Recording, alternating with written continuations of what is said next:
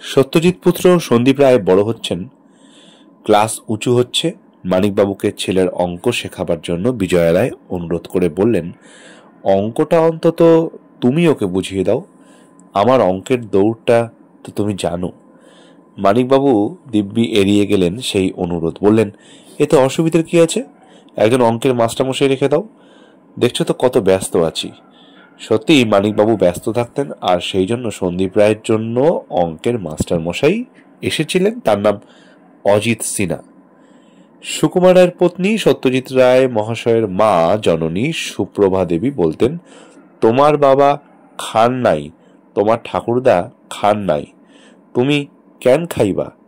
High প্রেশারে রুগী ছিলেন মানিকবাবু, মদ স্পর্শ করতেন না, কিন্তু বেশ সিগারেট খেতেন। সেই নিয়ে ঘোর আপত্তি জায়া ও মা জননীর। যদিও মায়ের সামনে সিগারেট তিনি কোনোদিন খাননি, কিন্তু হাই ব্লাড প্রেশারের রোগীদের জন্য স্মোকিং অত্যন্ত খারাপ জেনে বারবার বিজয়া রায় তাকে সিগারেট ছেড়ে দেওয়ার কথা মিনতি করেছেন। কিন্তু সত্যি কথা হলো, সেই ব্যাপারে তিনি পত্নীর অনুরোধে কর্ণপাতও করেননি।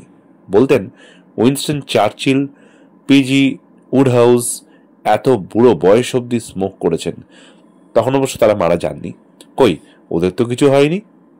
উত্তরে বিজয়া রায় হয়তো বললেন, ওদের নিশ্চয়ই হাই ব্লাড প্রেশার নেই, তাই সব শুনেও তিনি কিছু হবে না বলে উড়িয়ে দিতেন। মানিকবাবু বরাবর নাকি রোগী হিসেবে বেশ আইডিয়াল বা পারফেক্ট মানুষ ছিলেন, অর্থাৎ যাকে বলে ডাক্তারবাবুর উপদেশ একদম নাকি অক্ষরে অক্ষরে মেনে চলতেন।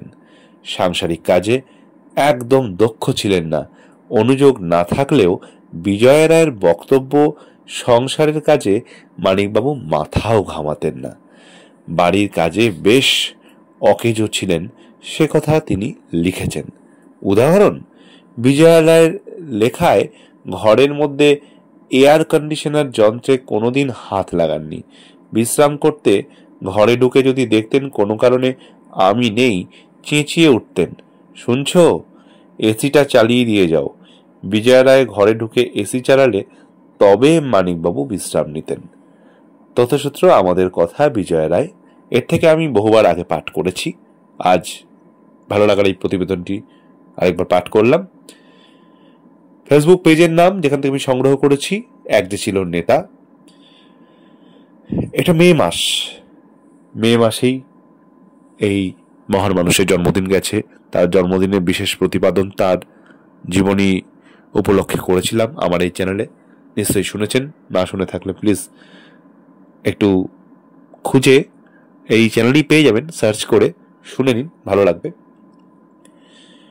ফেসবুকের পাশাপাশি আমি ধন্যবাদ জানাবো এর লেখিকাকে, আর বিজয়া রায়কে, সন্দীপ রায়কে, সকলকে ধন্যবাদ জানাবো। সত্যজিৎ রায়কে প্রণাম জানাবো, সশ্রদ্ধ আমার প্রণাম, আমার এই চ্যানেল যার নাম এন্টারটেইনার রনি, তার তরফ থেকে।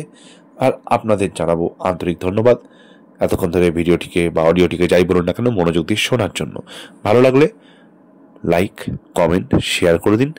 আর প্লিজ বরাবরের মতো আপনার ভালোবাসা আমাদের একান্ত কাম্য, তাই চ্যানেলটিকে সাবস্ক্রাইব করতে ভুলবেন না। আর রেগুলার প্রথম নোটিফিকেশনটি পেতে, আর কোনো রকম কোনো ভিডিও আপলোডের পর যাতে মিস না হয়ে যায় দেখতে, সেটির নোটিফিকেশন পেতে বেল বাটনটিকে প্লিজ প্লিজ প্লিজ অন করে রাখতে ভুলবেন না। নমস্কার, কালকে আবার নির্দিষ্ট সময়ে রেগুলারের মতো আরেকটি নতুন প্রতিবেদন, নতুন ভিডিও, নতুন অডিও নিয়ে আপনাদের কাছে চলে আসবো। আমি রনি, আমার এই চ্যানেল যার নাম এন্টারটেইনার রনি।